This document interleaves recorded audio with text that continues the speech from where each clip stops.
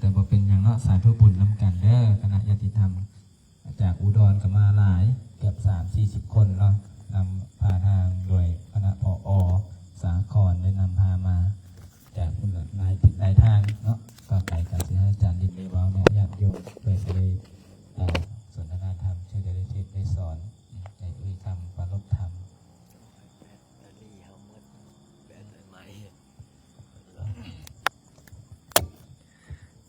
แบตเตอรี่ใหม่หมดได้ยังโอ้เป็นยังไงเนาะพอออกไม่ออกแบตเตอรี่ซาดยังบ่ทันแต่แบตเตอรี่คนก็เริ่มอ่อนแล้วเนี่ยพามันนี่ก็สิพาสวดมนต์ก่อนนอนคือเก้าอาจารย์บ่ไล่บ่ได้นอน2 คืนแล้วเตรียมงานสวดมนต์เตรียมงานแล้วก็จะมีสวดมนต์นี่แหละกลางค่ำบ่ได้ยืนกลางคืนบ่ได้นอนถ้าเป็นบ่อนอื่นนี่ให้งานอันนี้เขาบ่สวดมนต์แต่เฮาสวดครูบาอาจารย์บอกว่ารักษาหิตของรักษาการสวดมนต์ภาวนาก็ขอบมกขอบใจออกตนญาติโยมนะเมื่อนี้ก็สิบ่เว้าหลายไม่ออกเลยเพราะว่าเนี่ยแบตเตอรี่อ่อนหับญาติโยมเมิดมือหับญาติโยมออกตนญาติโยมเมิดมือมื้อนี้ก็มาน่าจะประมาณ 3-4 พันคนในฮอดบ่บอกพอกสอนเพชรผู้จัดการบริหารช่วย 4-5 พันคนเลยเนาะโอ้บ่อนจอดลงจอดรถจนบ่มีบ่อนจอดนี่ล่ะออกตนญาติโยมเอ้ยศรัทธาขึ้นชื่อว่าพลังศรัทธาขึ้นว่าผู้อยากเฮ็ดบุญว่าซั่นนะว่าผู้บ่อยากเฮ็ดบุญเขาก็ด่าเฮาแหละไปเฮ็ดหยังหลายแท้ว่าซั่น ไปเฮ็ดหยังหลายแท้ก็มาสวดมนต์มาเฮ็ดบุญเฮ็ดทานนี่แหละอาจารย์ยังบอกนี่ล่ะพอออกไม่ออกสังคมคู่มือนี่สังคมโซเชียลถ้าเฮาใช้โซเชียลดีก็เกิดประโยชน์จังซี่ล่ะออกตนญาติโยมก็ตามมาบางคนบ่เคยเห็นจักเทื่อเห็นบ่ขนาดไอ้น้องเผ่ามงเขาก็มาหลายเลยขนาดคนเผ่ามงยังมาคิดเรื่องไม่มองแท้ชิมเบลเลอร์เนาะไอ้น้องเผ่ามงเขาวัดเขาว่าเนาะมาย้อนศรัทธาเนี่ยโอ้เฮานี่ศรัทธาโตคักพระอาจารย์ก็เลยบ่ต้องเว้าโตก็ได้เว้าเจ้าเว้าค่อยก็ได้ไอ้น้องสนเป้าเฮามันเขาเจ้าบ่ได้สนได้เนาะว่าจังซั่นจังซี่แต่จังนั้นเขาศรัทธาเขาศรัทธานี่แหละพอออกไม่ออกเห็นละตี้แห่งศรัทธาเป็นจังได๋ขนาดอันนี้น่ะนี่ขนาดน้ำมันลดแพงเลยนี่นั่นลดแพงออกตนนั้นโยมก็มาหลั่งไหลมาโดยจิตศรัทธามาโดยบุญมาโดยกุศลมาโดยบุญมาโดยบารมีออกตนนั้นโยมผู้มีจิตศรัทธาบางคนก็มานอนเป็นแฮมเว้นแฮมคืนห้องบ่พอกันยัดกันเข้าแอร์ก็จักเย็นบ่เย็นจักบุกแล้วงานเลยไม่ได้เอาแอร์ไปขายคืนบ่ ออกสอนเพชรได้เป็นเจ้าภาพบุญบารมีแม่พระอาจารย์บอกว่าศีลธรรมนี่นะพอออกไม่เอาศีลธรรมนี่นะเป็นเครื่องประจำใจศีลธรรมนี่เฮ็ดให้เฮาใจดีเฮ็ดให้เฮานี่มีความเมตตาเฮ็ดให้เฮานี่ปล่อยวางได้พระอาจารย์เนี่ยบอกว่าเฮาถ้าเฮาเป็นคนมีศีลมีธรรมนะปล่อยวางให้เหตุการณ์มันเกิดขึ้นไปให้เหตุการณ์มันเกิดขึ้นไปเฮาก็เบิ่งมันแล้วก็เบิ่งอารมณ์จิตเบิ่งอารมณ์ใจของตัวเองเบิ่งอารมณ์จิตเบิ่งอารมณ์ใจที่มัน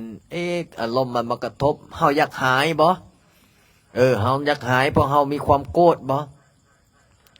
ถ้าเฮามีความโกรธถ้าเฮามีความอยากหายถ้าเฮามีความอิจฉาพยาบาทเบียดเบียน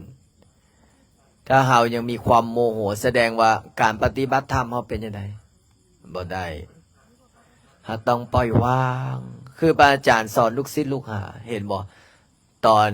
ที่พระอาจารย์มาลาวครั้งแรกมีแต่คนด่ามีแต่คนว่าเป็นจังสั้นว่าเป็นจังซี่มาหย่องมาแยงมายิบมายับคู่มือนี่เป็นจังไดออกตอนนั้นโยมคู่มือนี่ก็ยังคือเก่าก็ผู้บ่มักเฮาแม่นบ่ใช่ไหมโยมแม่ปุมมาลินถ้าคนไม่ชอบเราเขายังไงเขาก็ไม่ชอบเราทำดีผิดที่10 ปีก็ไม่เห็นผลทำดีผิดคนต่อให้คุณเอาทองไปให้เป็นกิโลเขาก็มองไม่เห็นค่าพอได้ทองเขาแล้วเป็นยังไงทิ้งเขาคือเขาเนี่ยล่ะพระอาจารย์เนี่ยบอกว่าคนเอาเนี่ยบ่มีอีอย่างที่จะเที่ยงแท้ถาวรเพราะฉะนั้นละศีลธรรมเนี่ยเป็นสิ่งที่สำคัญธรรมะของพระพุทธเจ้าเนี่ยแหละที่จะเฮ็ดให้เฮานั้นมีความสุขต่อให้เจ้าเป็นคนที่มีเงินหลายปานใดแต่ถ้าเจ้าบ่มีศีลถ้าเจ้าบ่มีธรรมก็ไร้ค่านอนกอดเงินอยู่นอนกอดทรัพย์สมบัติอยู่ยังมีความทุกข์คือพระอาจารย์เนี่ยนอนกอดเงินนอนอยู่ได้เงินเป็น100-200 ล้านนี่เงินลายนะ200-300หลายบ่แต่จะได้ตื่นเช้ามามุปถามค่าเล็กเป็นจะได้สุดท้ายมาก็เมิดเงินนี่เมิดมาแล้วเป็นจะได้เขาก็สวดมนต์ภาวนาเอาไหมออกตนนั้นโยมเขาเจ้าสร้อยไหมเนี่ยพระพุทธเจ้ายังบอกว่าทุกสิ่งทุกอย่างมันเป็นของเพียงแค่สมมุติขึ้นมาเห็นบอกพอออกสวนเพชรมีเงินเป็น70-80 ล้านพอสุดท้ายมาก็เฮ็ดบุญเฮ็ดทานทำบุญทำทานคนเฮาเนี่ยนะถ้าเข้าใจธรรมะถ้าเข้าใจนี่สบายปล่อยให้เหตุการณ์มันเกิดขึ้นแล้วก็เฮาก็เบิ้งมันคือคู่มือนี่เห็นจุดหนึ่งกำลังลงด่าไอ้เพชรอ้อยไอ้เงี้ยหัวไปจบหมอนวดมาทางใดนวดสิบ่ได้เจ็บเส้นเจ็บเอ็นสิพระอาจารย์ก็เคยเฮียนอยู่แล้วหมอนวดแต่ก่อนแต่พระอาจารย์ขี้ค้านนวดแต่ก่อนนวดถวายครูบาอาจารย์เห็นบ่พอออกสนเพชรบอกว่าแต่ก่อนเนี่ยไปกินยากระบอกหายให้เมียติดเตะ2-3 บาท1กระดูกทับเส้นหายเสยแสดงว่าเมียเราก็บ่ธรรมดาเนี่ยยานนี่แหละพอออกไม่ออกคนเฮาเนี่ยนะเห็นย่างกะย่างพระอาจารย์บอกเขาเนี่ยว่าอาจารย์เห็นแล้วว่าคนด่าอาจารย์เขาด่าอาจารย์พระอาจารย์โอ้ยคอยเลยตั้งแต่พระอาจารย์บวชเข้ามาเนี่ยแหละคือพระพุทธเจ้าเพิ่นยังบอกว่าคนที่บ่ศรัทธาเขาก็เว้าให้เฮาคนที่ศรัทธาเฮาเป็นจังไดเขาก็โอ้สาธุปล่อยวางอาจารย์นี่แหละพระพุทธเจ้ายังบอกว่าดีแล้วล่ะเขาเฮ็ดเป็นบททดสอบจิตใจของเขาพระอาจารย์ยังสอนลูกศิษย์ลูกหาบ่ต้องไปตอบบ่ต้องไปโต้บ่ต้องเว้าหยังอยู่ซื่อๆเฮาเฮ็ดดีทำดีเว้าดี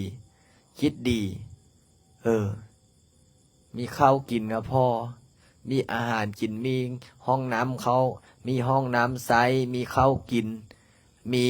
น้ำมันรถไปนั่นไปนี่มีเงินจ่ายเฮ็ดบอกเฮ็ดบุญเห็นบ่ด็อกเตอร์คำไพ่นี่ไปสิว่าอย่างกะย่าแล้วค่อยเข้าไปสวดมนต์ภาวนานั่งสมาธิภาวนาค่อยขับรถมาเขาก็สถานมาเขาก็เมื่อสวดมนต์เสร็จแล้วเขาก็เมื่อได้บุญได้กุศลอิ่มอกอิ่มใจขึ้นชื่อว่าบุญนี่นะบ่ออกไม่ออกบ่มีขายบ่มีขายในตลาดบ่มีขายนะมันเฮาเฮ็ดเฮาทำเฮาเองเห็นบ่มื้อนี้น่ะออกต้นนันโยมมาตากแดดตากร้อนโอ้ยถ้าให้ไปเฮ็ดให้เฮ็ดหน้าเนี่ยผู้ใดเป็นจังไดล่ะเฮ็ดให้เฮ็ดหน้าผู้เคยเฮ็ดให้เฮ็ดหน้ามาก็โอ้สบายแต่ผู้บ่เคยเฮ็ดให้เฮ็ดหน้าติเห็นบอกบางคนนี่เป็นคุณหญิงคุณนายกังกันห่มเป็นยังไงย้อนศรัทธาเหื่อไหลหยับอาจารย์อุทัยยังบอกว่าป้าไม่ออก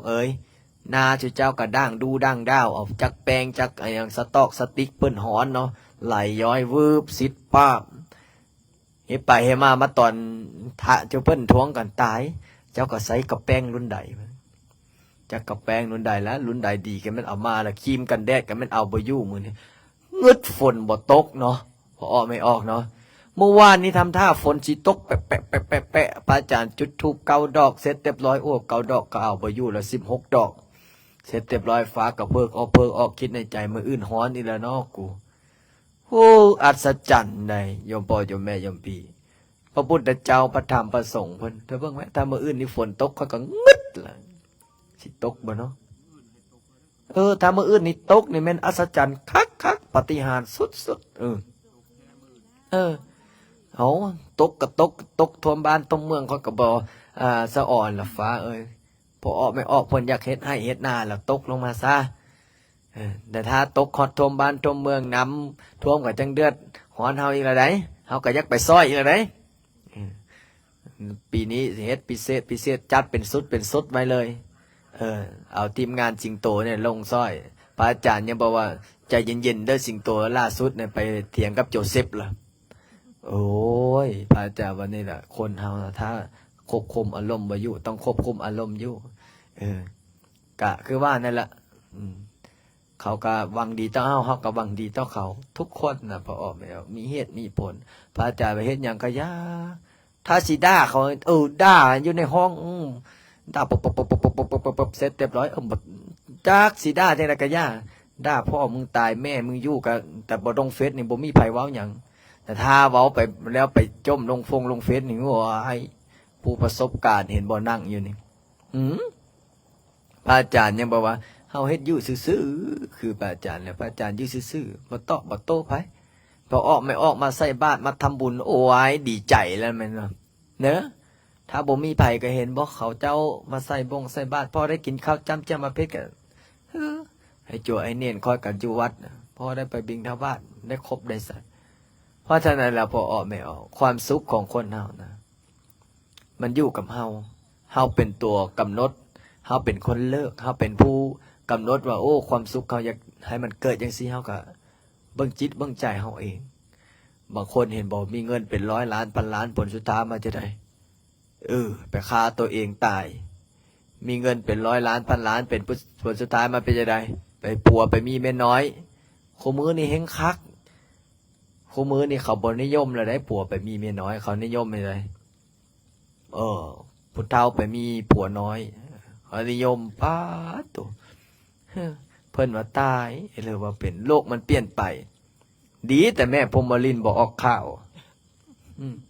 โทรมาตอนใดก็คิดถึงลูกพระจังเลยคนบอกเข้าใจห่วยไม่ไงอาจารย์ลินนี่เป็นจะได้วะโอ้ตายบางคนก็ร้องห่มร้องไห้ได้บัดนี้ว้ายแม่พาเป็นจะได้แล้วแม่พาเฮากลับมื้อใดกลับพรุ่งนี้กลับกับคณะไหนอยู่ก่อนไม่ใช่กลับกับแม่ภูมิลินเนาะก็ให้เขาขึ้นรถด้วยเอารถเต็มนั่งได้กี่คนรถโอ้นะโอ้อย่าทะเลาะกันนะเว้ยท่านอยากจะมึงกับพี่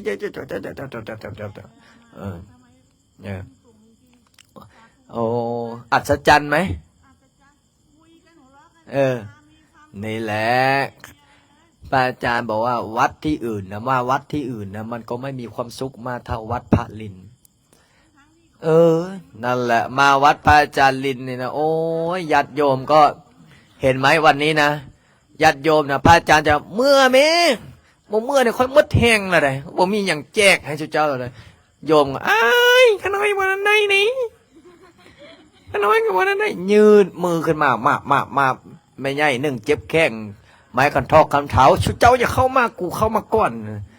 ยานบ่ได้ของแจกตีกันเท้าเว่อผู้อื่นกับปกล้าเข้าพระกันหนีพอพระแล้วมันนี่แหละความศรัทธาพอออกไหมพระอาจารย์ก็เลยบอกโอ้ยอิ่มอกอิ่มใจเหมือนในบรรยากาศพ่อแม่ครูบาอาจารย์กับม่วนคักนี่แหละเพราะพระอาจารย์บอกว่าคนเฮาเนี่ยถ้าขึ้นชื่อว่าความศรัทธานะฝนตกกะแข้งน้ำแก้งกะลอยฟ้าแดดกะบ่สนคือพระอาจารย์ว่าเมื่อกี้เลยว่าไม่ใหญ่นึ่งใส่แป้งรุ่นในนั้นมันพอใหญ่นึ่งเฮงคักเปิ้นฮ้อนใส่แป้งเย็นฟาดเทาะลงมาตรงหัวพึ่งปามวลินสงกรานต์ว่าก็ว่าไม่ออกผู้ใดเอาตรง พาจีวรพระอาจารย์ไปเอามาส่งคืนเลยเด้อยังมีของดีอยู่นั่นได้เว้ยผู้ใดเนาะเก็บเนาะเดี๋ยวสิงโตเก็บบ่สาธุขอสิ่งเดียวสิโตถามมันโตพระอาจารย์ยังมีของดีอยู่นั่นไดของมหาเสน่ห์นะเนี่ยเห็นบ่พอออกไม่ออกยังถามว่าป้าอาจารย์มีของดียังเขาก็เว้าดีคิดดีทำดีอยู่ซื่อเห็นบอกพอออกไม่ออกบางคนนี่จะไล่ให้เมื่อก็โอ้ยยังบอกท่านยังเมื่อนะอยากเห็นอาจารย์ลิ้นนั่งแยงแล้วแยงอีกจะไม้เคาะหัวจนบูบเจ้านี่หัวพระอาจารย์เลือดออกวูบโอ้เบอร์นี้เอามือไปรูปอันนี้ดีใจแห้งขี้มันเป็นสิวนะเลือดไหลวูบแต่พระอาจารย์บทสนเขาเอาทิชชู่มาทีแรกนึกว่าให้เซ็ตเหือพอเซ็ตว่าโอ้เลือดดีแต่สติมีแท้เป็นคนย่านเลือดนะพระอาจารย์และพอออกไม่ออกว่ากับว่าหงทานพ่อกันอยู่ว่ามือนี้ไม่ออกพ่อบ่ถ้าพ่อบอกพ่อก็ขออภัยเนอะพ่อไหมเลี้ยงจนสุดท้ายวินาทีสุดท้ายโอ้งานนี้ลงทานหลายต้องขอบใจมืออื่นสิเฮ็ดคลิปพิเศษนะ100ก็หงทานถ้าบอกพ่อก็เขางึดตายละหงทานนี่แจกจะเหลือขนมสุดท้ายน้ำคอกน้ำแข็งน้ำก๊อกน้ำก้อนห้องน้ำเป็นอะไรงานนี้บ่ห้องน้ำบ่เต็มที่ใครอยู่เนาะป้อนคักขนาดม่วนงานนี้นะม่วนเจ้าภาพกับว่าสิมาฮดเจ้าภาพกับสิมาฮดพระอาจารย์จะได้ฝากแม่กะมาฝากผู้ใดฝากชิงโตมาว่าน้ำฮ้อนมาฮดใส่นาโอ้พระอาจารย์จะตื่น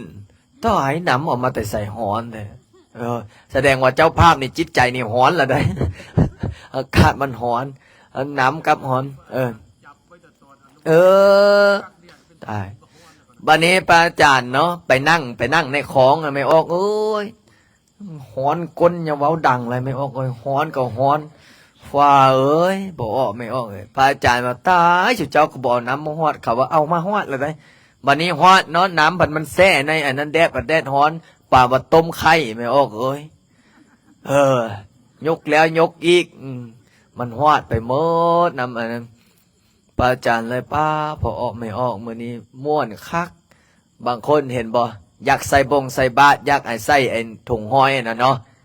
ญาติกันจะเปิ้นตายอาจารย์ลิ้นมาทั้งพี่ดึงอย่าท่านเปิ้นตีนเตะไปปึ๊บ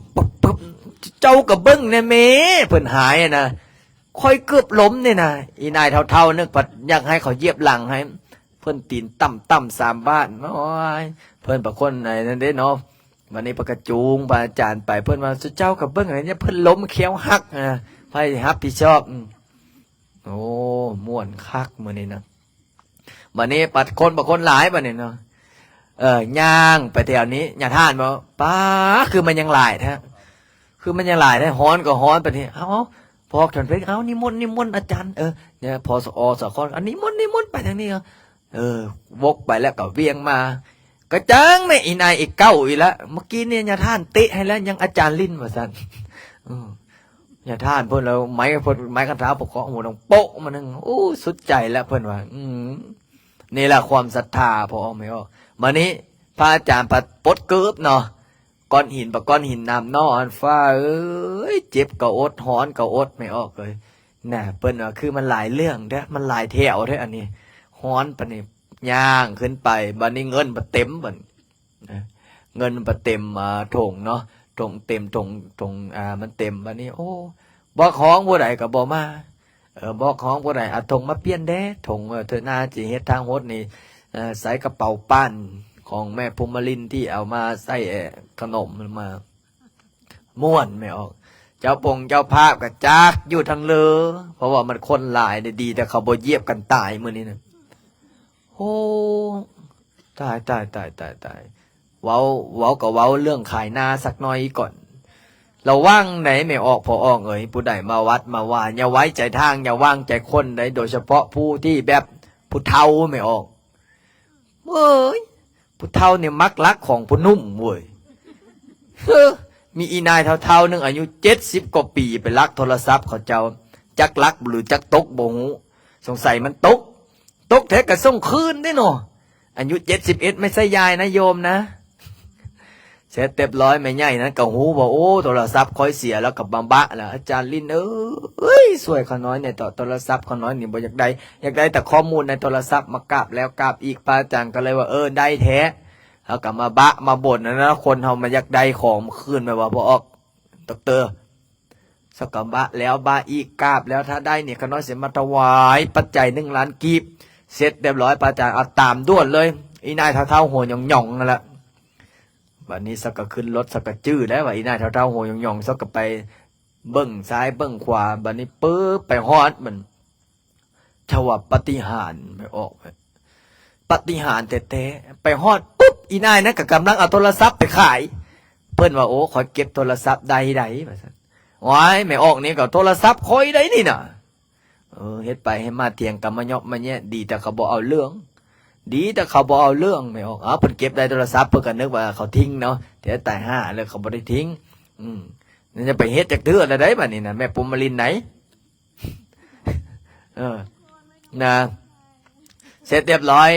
เขาพอเอาเสร็จเรียบร้อยเขามาเขาก็มาว่ามันเล่าแล้วไม่ออกนะกับมันเล่าว่าโอ้ยขาน้อยเนี่ยเอาครูบาอาจารย์มาเอาอาจารย์มาหาเวียงซักมาไม่ตู้นึงว่ามันลักโทรศัพท์ขาน้อยบ่หรือว่าโทรศัพท์ขาน้อยตกเลยบ่ฮู้นี่ล่ะแล้วก็เอาไปขายอยู่ไอ้หานั้นพอดีขาน้อยก็มาบ้าอาจารย์มาขอพรอาจารย์ว่าให้ตามได้โอ้ได้คืนอีหลีแล้วก็ดีอกดีใจเอาเงินมาถวายพระอาจารย์ล้านกีบแล้วก็ดีอกดีใจจนน้ำตาไหลคนนาวจนลุกไม่ออกอัศจรรย์เจ้าคิดบ้างไหมโทรศัพท์นะเผอิญแล้วก็ตามไปซื่อๆนะแล้วก็คิดในใจโอ้เบิ่งเขาหารโทรศัพท์หารเนี่ยซะสิไปซื้อโทรศัพท์ไหมเผอิญไปฮอดไปอีนายนั้นพันบอกห้อยทราบว่าอันนี้สิโทรศัพท์ค่อยเกาะแล้วว่ะป้างึดอัศจรรย์โทรศัพท์เป็น100 เครื่องพันเครื่องเป็น100 หารพันหารเผอิญเขาไปหารพันแม่นอีนายนั้นกับบ่ฮู้เลอแล้วนาเวอร์ว่าอยู่เพิ่นว่าเอ้าเนี่ยอย่าไปเฮ็ดละแนวได้ภูมิตินสันมือยาวปนี้พระอาจารย์ก็เลยว่าเอ้าถือว่าอโหสิกรรมอโหสิกรรมเขาทดสอบจิตใจแล้วแม่นละถ้าขาน้อยบ่แม่นคนศีลคนธรรมนี่ขาน้อยฟาดให้ละพระอาจารย์ก็เลยย่าปล่อยวางนี่ล่าสุดอีนายนึงหึงติ๊กกระเป๋าเพิ่นตกปฏิสักคนลักบาทนี่โอ้ยใส่ล่ะเบิ่งนี่ได้คืนบ่หงอยพวกก็ว่าเอ้ยกระเป๋าโยมหายว่ะกระเป๋าขาน้อยหายได้อาจารย์นี่โอ้เราได้แผ่นยันพระอาจารย์ได้พระอาจารย์ว่าได้คืนละเราเซลโทรหาพระอาจารย์ตลอดแต่อาจารย์บริหารมาแต่ปากหลายเมื่อก่อนนั่งกลับมาเมื่อนี้กลับมานี่แหละความศรัทธาพระอาจารย์ถามว่ามีเงินกลับอยู่ปะบ่มีแล้วแต่มาน้ำมูนี่ใครได้อย่างมางวดนี้มีบอลนอนนะแม่เนาะมาตลอดพระอาจารย์เซลตลอดแล้วก็โอ้ยกระเป๋าเขาน้อยเฮี้ยแหละอาจารย์เลยมีคำแต่ใดมีคำ2 สลึง2 สลึง2 หุ่นนะ2 สลึงกับเงิน 7,000สักกระจมแล้วมันเงินหายลายไปนะเนาะบ้าแต่กูเงินกูเฮี้ยเงินกูขออธิษฐานนะอาจารย์ลิ้นบึงนู้นพอก็อธิษฐานแล้วพระอาจารย์ลิ้นก็ซ้อยบ่ได้แล้วเงินหายเนาะถ้ามันหายอีหลีถ้ากลับไปบะแล้วไปขอพรจะปู่จะย่าเห็นอยู่ไสยายเห็นอยู่หัวมันนอนโอ้ยกูว่าแล้วนะดีบทดีแต่บทติใส่ไอจั่วคอยเนาะแพ้สิตายละนะแต่กระบอกตกใจวะโอ้ยเศร้ากระบอกนี้ได้สบายตายกระเป๋าขาน้อยระหว่างนี่นะจักผู้ได้มาหลักเอ้าอาจารย์เลยขาน้อยกระบอกได้ฮีด10ไหมจักเป็นจังได้นะเสร็จเรียบร้อยพอไปหาคนอยู่หัวบนนอนพระอาจารย์ก็ปลอบใจแล้วนี่แหละแม่เอ้ยเงินทองเป็นของนอกกายบ่ตายก็หาไม่เนาะเม่นล่ะข้าน้อยกับภูมิอกภูมิใจได้มาหาอาจารย์แล้วนะแต่ข้าได้เงินคืนนี่ข้าน้อยกันดีใจไหนพระอาจารย์แล้วขอให้ได้คืนเด้อขอให้เขาเอามาส่งบ่คิดว่าเขามาส่งอีหลีเนาะอยู่หัวบนนอนงึดตายเจ้าคิดบ้างไหมไม่ออกอันนี้นะหลายคนแล้วนะที่บ่แม่นหน้าอัศจรรย์กับอัศจรรย์ใดขนาดโทรศัพท์เหี้ยโทรศัพท์หายยังตามได้อันนี้ก็คือกันขนาดกระเป๋านะ เฮียจักตกอยู่ใส่จักเฮียอยู่ใส่ผลสุดท้ายมาแม่นอยู่หัวบนนอน ตอนพระอาจารย์ไปอินเดียคือกันเนาะแม่กาบเนาะพาสปอร์ตหายไม่ออกเจ้าเปิ้นก็โทรแหละโทรซ้ายโทรขวาตายลูกพระสร้อยยมแม่ได้ทั้งพ้นก็โทรปิกซ้ายปิกขวาพาสปอร์ตค้นไปค้นมาโอ้เขาก็สิไปแจ้งอยู่ด้านแล้วได้ว่าพาสปอร์ตหายผลสุดท้ายมาเป็นยังไงอยู่ในกระเป๋าทั้งที่ค้นแล้วค้นอีกทั้งที่ยื่นให้กับมือล่ะนี่แหละไม่ออกน่าอัศจรรย์กับอัศจรรย์ในบุญก็เลยพระอาจารย์ยังบอกว่านี่แหละพอออกไม่ออกบุญไผ่บุญมันบุญผ้าวาสนาจ้องบุญผ้าวาสนาส่งบางคนก็กุมอกกุมใจนะบอกว่ายังบ่มีเงินค่ารถกลับโดยเฉพาะไม่ใช่เมื่อกี้นี่แหละคือพระอาจารย์เล่ายังเงินยังอยู่ตี้เงินนะบ่เมสซี่ยังอยู่บ่เงินน่ะยังเลือบ่ยังเลือเท่าได้ยังเลือเท่าเก่าหั่นครึ่งเด้อเมื่อกี้นี่ถวายอาจารย์บ่ไล่ 1,000 ได้เห็นบ่ย้อนยังย้อนศรัทธานี่แหละพระอาจารย์ว่าถ้ามาวัดพระอาจารย์ลิ้นขนาดไม่ใหญ่นึ่งเฮ็ดโทรศัพท์ตกนะไม่ออกโทรศัพท์ตกบัดนี้เขาเยียบไปเยียบมาเยียบไปเยียบมานะจอแตกบัดนี้ทราบก็นะจอแตกก็เอาอาจารย์ผลสุดท้ายมาบ่มีของไผเสียคนมาเป็นพันเป็นหมื่นนี่แหละบุญบารมีพระพุทธเจ้าปกปักรักษาถ้าเป็นวัดอื่นไหมนำบ่ได้ไหนแต่พระอาจารย์ก็เลยว่าเอาสาธุเด้อถ้าผู้ใดจิตใจบริสุทธิ์ผุดผ่องมาเฮ็ดบุญเฮ็ดทานอยู่วัดพระอาจารย์นี่นะขอให้ประสบผลสำเร็จเห็นบอกอาจารย์ใหญ่บุญทวีเพิ่นบอกว่าวัดแห่งนี้เตาโฮมศรัทธาได้หลายหายากที่จะเตาโฮมศรัทธาได้หลายปานนี้เป็นบุญเป็นกุศลนี่แหละพระอาจารย์ว่าเจ้าภาพนะเจ้าภาพนะเจ้าภาพสวายดินดอนตอนญาเจ้าภาพสร้างศาลานะเห็นแล้วกับภูมิอกภูมิใจมีเงินเป็นร้อยล้านพันล้านก็บ่มีความสุขเท่าที่ได้เห็นคนมาสวดมนต์ถือศีลปฏิบัติธรรมพระอาจารย์ยังย้ำตลอดว่าเงินทองเป็นของนอกกายเฮาบ่ตายก็หาเอาไม่แต่ในเมื่อเฮาตายไปแล้วก็หาเอาไปบ่ได้ทรัพย์สินสมบัติแก้วแหวนเงินทองตายไปก็ให้ลูกให้หลานลูกหลานสืบสานต่อคือพระอาจารย์นี่แล้วนี่ศาลาใหญ่บัดนี้เวลาไม่มรณะพาไปไผสิเปไปนำน้ำตกน้ำนี่ก็เอาไว้ให้ลูกให้หลานให้เป็นมรดกตกทอดต่อไปวัดนี้ก็คือกันพระอาจารย์ได้บางคนยังถามว่าตายสู่อาจารย์ลิ้นเพื่อนเอาเงินมาแต่ไสสร้างว่าซั่นจุเจ้ามาเบิ่งแม่คนมาหาเนาะสมมติว่า 4,000 คนบริจาคผู้ 10,000 ถึกเท่าใดละ100 ล้านล่ะ100 ล้าน200 ล้านล่ะ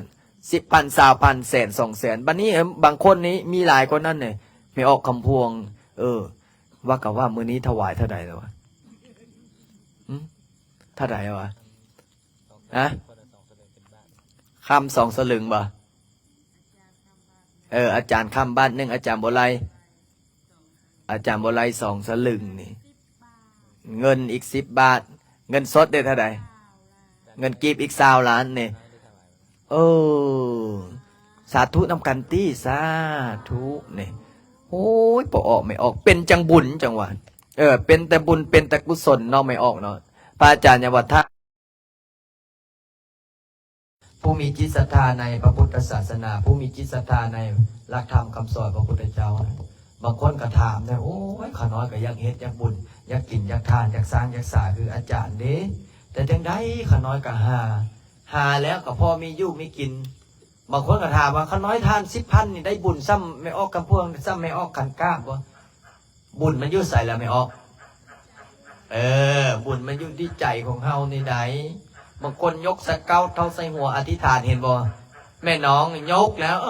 โยมแม่นี่จะตาอาจารย์มากๆนะอยากจะทำบุญมากแต่มันอยู่ไกลให้ไม่เห็นพระ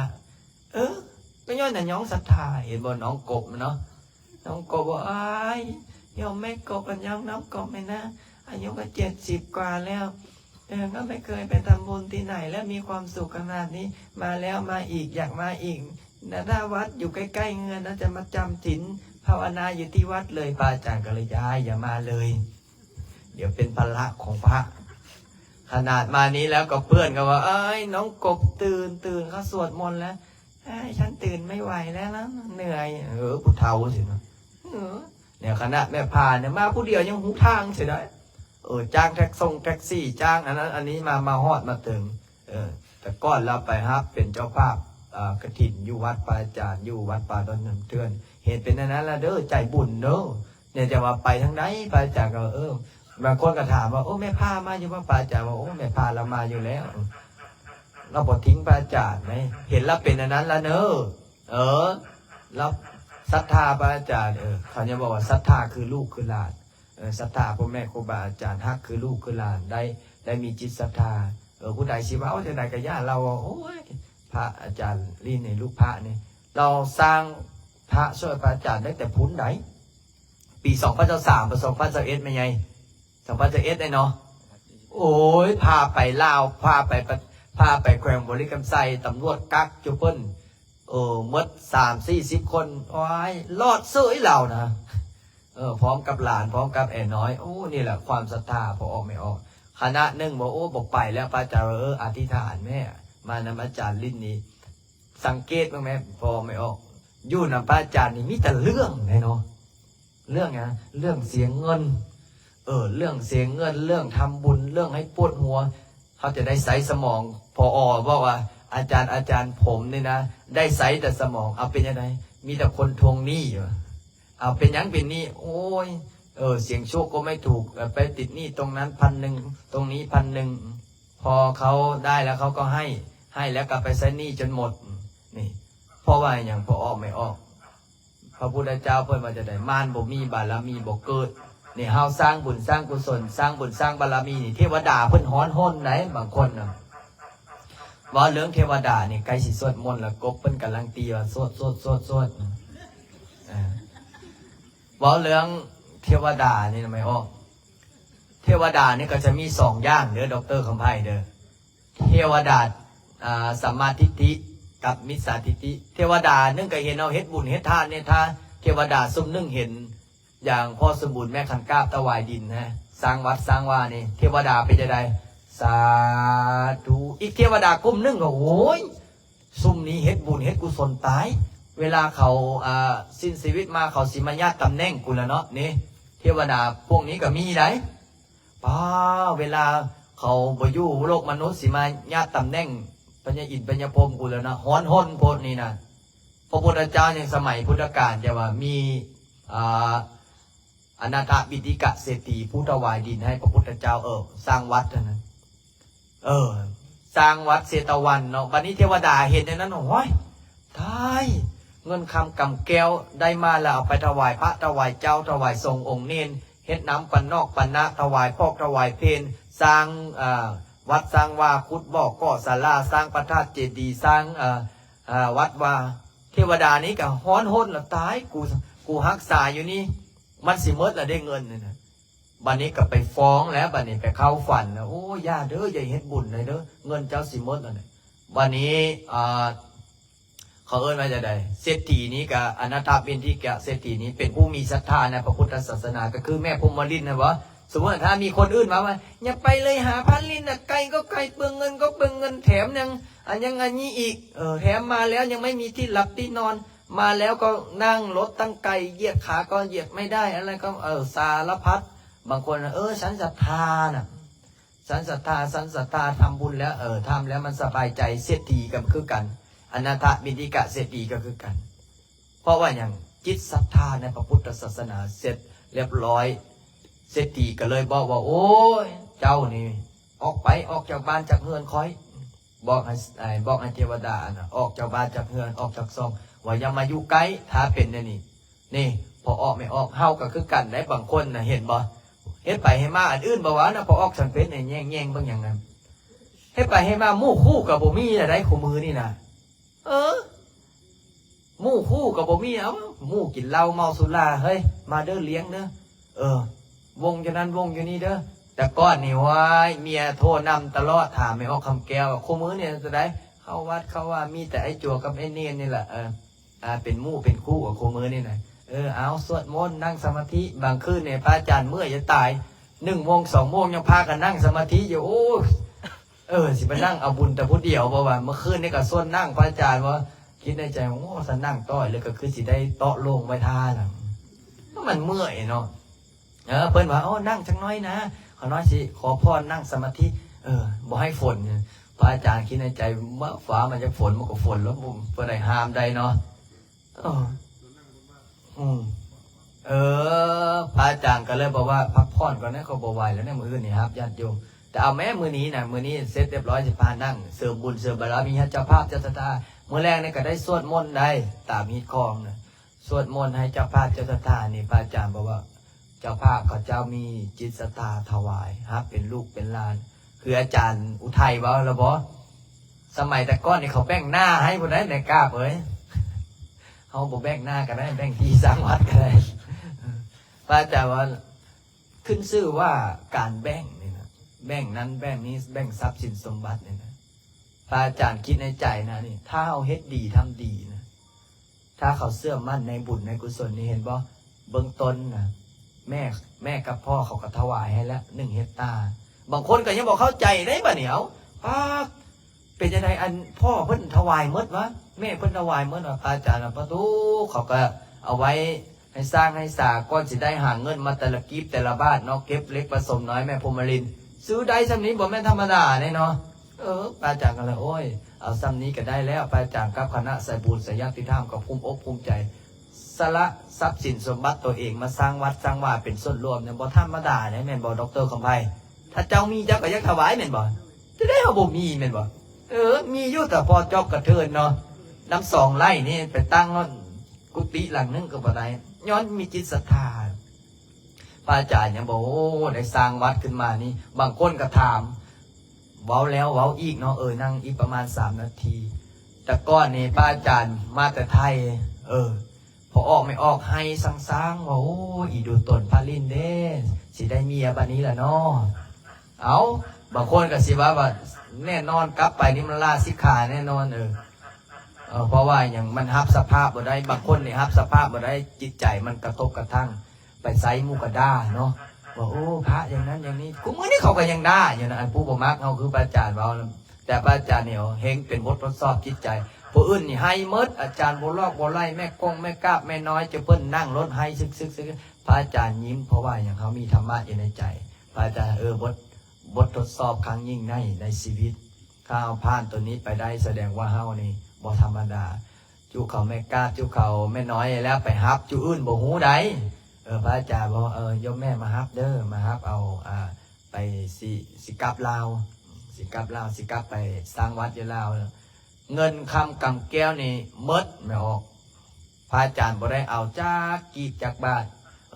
ก็มอบถวายให้หลวงปู่เนาะเพิ่นจ่ายค่าตรงค่าที่จ่ายค่าตรงค่าที่จ่ายค่าศาลานี่อาจารย์รองเนี่ยเพิ่นอยู่นำหลวงปู่เพิ่นก็สร้างศาลนี่ละคนศรัทธานะผมออกไหมวะในเมื่อศรัทธาเนี่ยคือเห็นบอกอาจารย์ใหญ่บุญทวีเพิ่นเว้ามื้อนี้เพิ่นย้ำมื้อนี้ศรัทธานี่นะบ่ต้องถามผู้อื่นถามผู้อยู่นำกันถามผู้อยู่นำกันถ้าผู้อยู่นำกันกำลังตีเนี่ยพอออกสันเพชรเนี่ยจนว่าสิได้มาบวชแล้วยังเหลือแต่แทหัวกับแทนวดเท่านั้นอยู่นวัดนวากินข้าวมื้อเดียวอยู่นำศีลกินน้ำทานภาวนาวันนี้กลับมากำลังตอกกำลังตีโอ้อาจารย์ค่อยเป็นอย่างสั้นอย่างสีแต่ผู้บ่เห็นเนี่ยสิโอ้อาจารย์ลิ้นนี่เป็นอย่างสั้นอย่างสีแต่เฮากับปล่อยวางนี่พระอาจารย์เลยมาสร้างวัดสร้างว่าสร้างบุญสร้างบารมีอยู่นี่ทีแรกก็จะคิดว่าโอ้สิสร้างได้บ่เนาะแต่กล้ากับพาไปวัดนั้นวัดนี้วัดนี้วัดนั้นคิดในใจโอ้ถ้าไปวัดอื่นนะถนนหนทางก็ไปยากเวลาแม่พาแม่พรหมลินแม่นอกแม่น้องกบมาก็สิยากก็เลยว่าตัดสินใจเอาอยู่นี่ล่ะโยมแม่โยมแม่กล้าก็เอาเป็นวันสุดท้ายเลยลูกพระเด้อเรื่องที่เรื่องทางพ่อกับแม่นี่บ่ต้องเป็นห่วงให้แล้วแต่ขอให้เป็นเลิกเป็นที่สุดท้ายพวกก็พาไปละพาไปไต้พาไปเหนือพาไปฮอกปักซอกปักเซหลวงพ่อบอกพาบางพาไปหมดจะใช้เวลาเกือบ3 เดือนเนาะแม่กล้าเนาะบ้านนี้จุนึ่งก็มาแล้วบ้านนี้จุคณะสายบุญมาแต่ไทยกันเขาพอซอกพอสางพอสาวคอนแม่ต้องเมตตากับบินมาตะนรเวตกลงว่าจะเอาที่ไหนกันแน่นี่พระอาจารย์ก็เลยยังบอกให้คำตอบวันนี้พระอาจารย์กับปิดวาจาเข้ากรรมฐานจิตมืออยู่เฮือนพ่อวันไซ อาจารย์โบไลยังติดหนี้แม่เพชรกับพ่อมันไส้แล้วสิไปเข้ากรรมฐานอย่างเพิ่นอันนี้เสร็จเรียบร้อยกับพระอาจารย์ก็มาเข้านี่อีก7 มื้อ 7 คืนก็เลยตัดสินใจว่าโอ้สร้างวัดสร้างวาอย่างนี้แหละหลายคนก็บ่เห็นดีได้เพราะว่ายังโอ้สิสร้างนี่สิมีคนมาเข้าบ่พระอาจารย์ก็เลยเบิ่งแหมอนาคตข้างหน้านี่สิมีคนมาปฏิบัติธรรมเป็นพันเป็นหมื่นบางคนก็ว่าโอ้ยบ่เชื่อดอกบ่เชื่อดอกเพราะว่าอย่างภาษาเก้าไผอยากนอนเห็นบ่แม่เดือนว่าแม่เดือนเนี่ยขอเล่าแม่เดือนฟังหน่อยนึงแม่ออกกุฏิสีส้มมันนะแม่เดือนเนาะกลางคืนมันก็มีคนมาเคาะกอกเพิ่นไขออกมานี่เพิ่นไขเพิ่นว่าโอ้ไม่รู้ใครนะหน้าใหญ่เท่ากับใบอะไรนะเจ้าคิดเบิ่งแม่หน้าใหญ่บ่ใหญ่ซ้ำกับใบไอ้หยังใบซักนะโอ้ยเพิ่นพระอาจารย์กันเลยว่าบ่แม่นไอ้จั่วซื้อนักก้างมาติไม่ใช่หรอกโยมเห็นเต็มเลยสมพอจังยานน่ะเนาะแม่กบไม่ย่านผีเหรอฮะบ่มีอย่างหรอกอันนั้นเราฝันไหนบ่แม่นแท้เราฝันพระอาจารย์ก็เลยนี่แหละพอออกไม่ออกวัดเขาได้สร้างได้สร้างได้พัฒนานี่เงินปัจจุปัจจัยมื้อนี้ก็ให้จำบ่ไล่นับให้จำบ่ไล่นับแล้วก็สรุปแล้วก็จ่ายค่าตอกค่าเต็นท์ค่าเอาหงอาหารค่าองค์ทอกองค์ทานจ่าย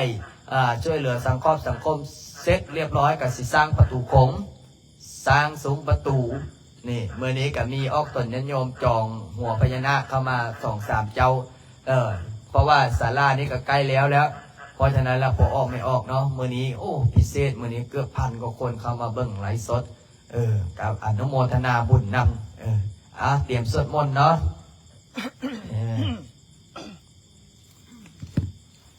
เตรียมเด้ออันนี้ของเจ้ามาทอดเลยเอาสู้ๆเด้อไอ้จั่วเด้อโอ้ยนะโอ้ยนอนไรโอ้ยนอนโอ้บกโอ้ยจังไดมัดมือแล้วนะมันอะระหังสัมมาสัมพุทโธภะคะวะพุทธังภะคะวันตังอภิวาเทมิสวากขาโตภะคะวะตาธัมโมธัมมังนามัสสา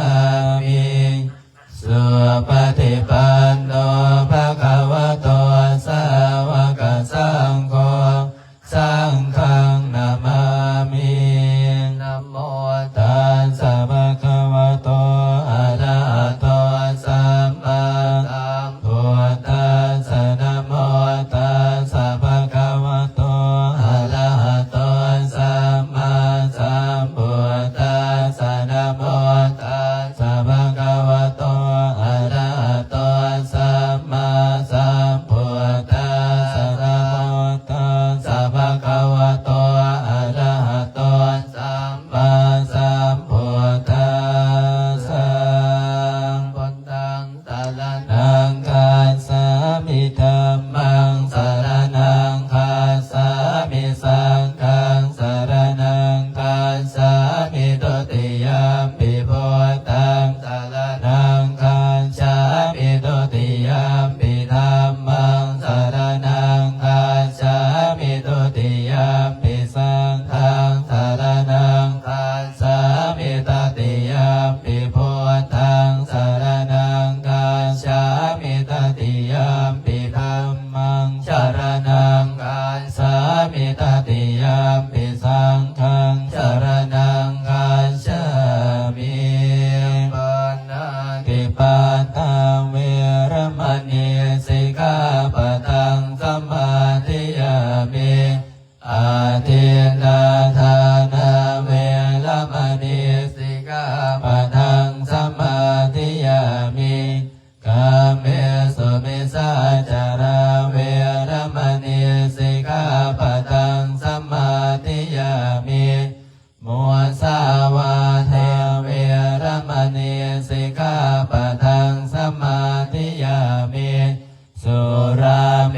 รยมัสสะปามาทัฏฐานาเวรมณีสิกขาปะทังสมาธิยามิอิติปิโสภะคะวะอะระหังสัมมาสัมพุทโธเวสสัจจารณสัมปันโนสุขโตโรกวิโต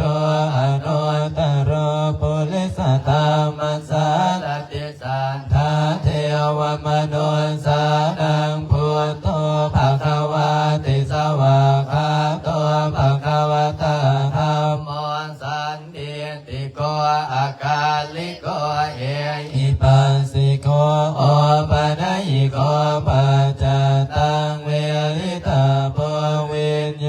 หิติสุปฏิปันโนภะคะวะโตสาวกสังโฆอุชุปฏิปันโนภะคะวะโตสาวกสังโฆยายะปฏิปันโนภะคะวะโตสาวกสังโฆสัมมิจิปฏิปันโนภะคะวะโตสาวกสังโฆยติดังจัตตาริปุริสยุคานิอัตตปุริสัมบุคลาเอสะภะคะวะโตสาวกสังโฆอาอุนายโยปาอุนายโยทักขินายโยอัญชลิกาลนิโยอนุตตรังปุญญเขตังโลกัสส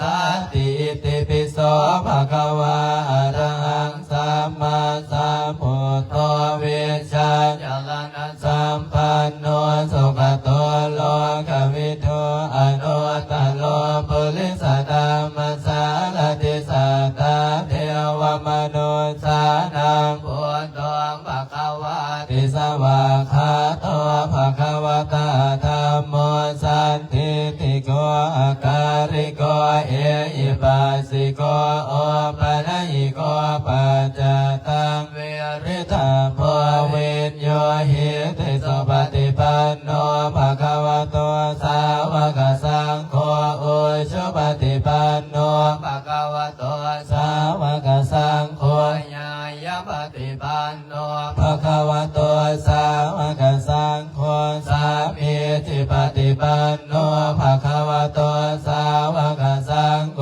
ยติดังจัตตาริปุริสยุคานิอันตปุริสัมบุคลาเอสะภะคะวะโตสาวกสังโฆอาหุนายโยปาหุนายโยทักขินายโยอัญชลิกาลนิโยอนุตตรังปุญญเขตังโลกัสสติอิติปิโสภะคะวะอะระหังสัมมาสัมพุทโธวิชชาจารณสัมปันโนสุขโตโลกวิทูอนุตตโลปุริสธรรมสารติสัทธาเทวมนุสานังพุทโธภะคะวะติสวากขาโตภะคะวะตาธัมโมสันติติโกอาการิโกเอหิปัสสิโกโอปะนะหิโกปัจจตังเวริตาโพเวนโยหิติสุปฏิปันโนภะคะวะโตสาวกสังโฆอุชุปฏิปันโนภะคะวะโตสาวกสังโฆ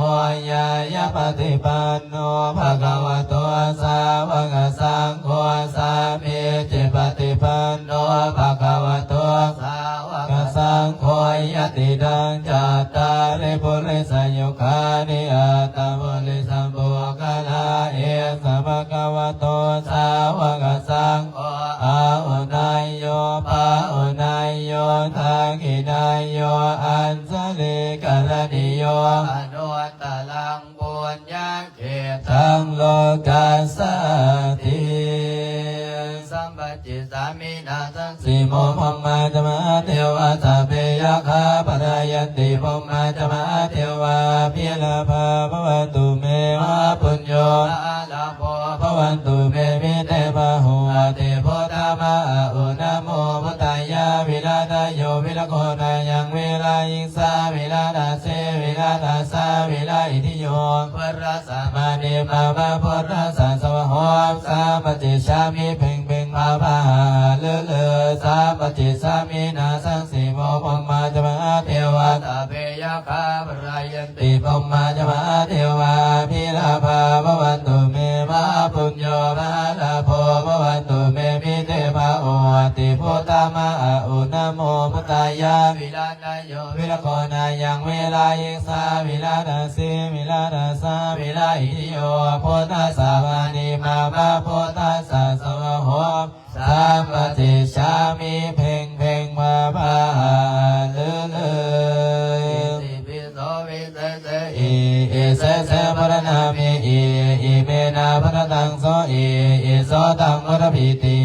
ติปิโสวิเศษอิเสสะปรณามิอิเมนะพระตังโสอิโสตังวรภิติอิ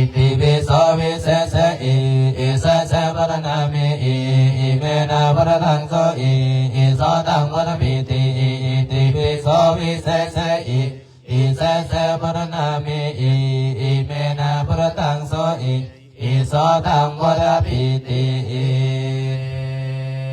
สัพเพสัตตา ทาหุนโตอาเวราสุขสิวิโนขอให้สัตว์ทั้งหลายจงเป็นผู้บ่มีเวรต่อกันและกันจงเป็นผู้ดำรงชีพอยู่เป็นสุขทุกเมื่อเถิดกาตังปุญญังบรังไมยังสัพเพภาคีภวันตุเตขอให้สัตว์ทั้งสิ้นนั้นจงเป็นผู้มีส่วนได้เสวยผลบุญอันที่ข้าพเจ้าได้บำเพ็ญแล้วนั้นเถิดสัมมาสัมพุทโธภะคะวาพุทธังภะคะวันตังอภิวาเทมิสวากขาโตภะคะวะตาธัมโมธัมมังนามัสสามิสุปฏิปันโนภะคะวะโตสาวกสังโฆสังฆังนามามิสาธุหับพรเลยเด้อหันหน้าไปทางพูดให้จัวให้พรแม่เด้อให้ออกตัวสัญโยมสัพพิติโยเมวัสสันตุสัพพะโรโควินาศตุมาเตภวันวันตรายโยสุขิริกายโยโคภวะอภิวารณสิริสนิจังโมทา